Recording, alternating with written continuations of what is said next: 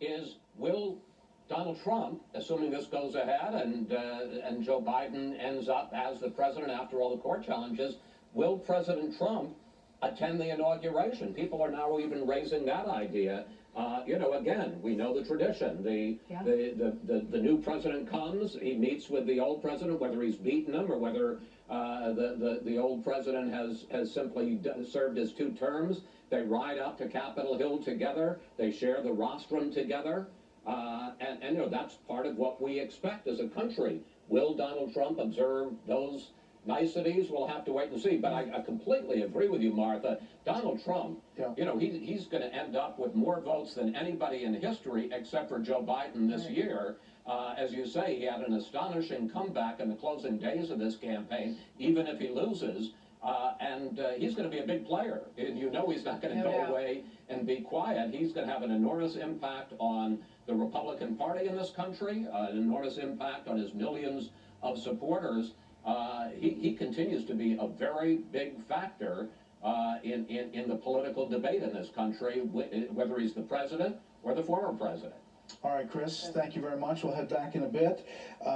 Talking about that transition of power, we have to remember that he is the president until January 20th. And there are interesting things that could or could not happen during that time while these legal challenges are going on. Talking about we're looking live at Harrisburg, Pennsylvania. Those are Trump voters and supporters in the streets there in Harrisburg, the state capital. Talking about the inauguration, just history, there have been icy times before. Dwight Eisenhower, when he was elected, had a silent ride from the White House to the inauguration with Harry Truman. They said not one word to each other.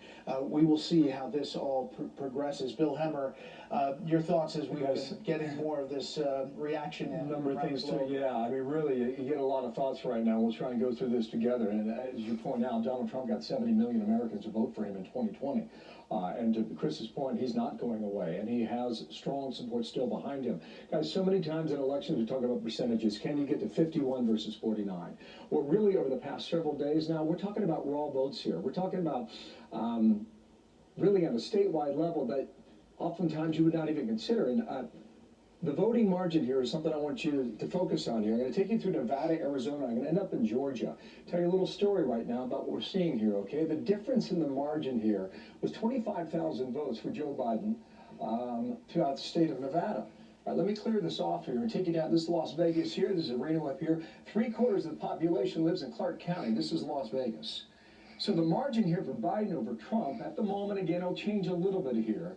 But not substantially on a percentage basis, 80,798. In 2016, it was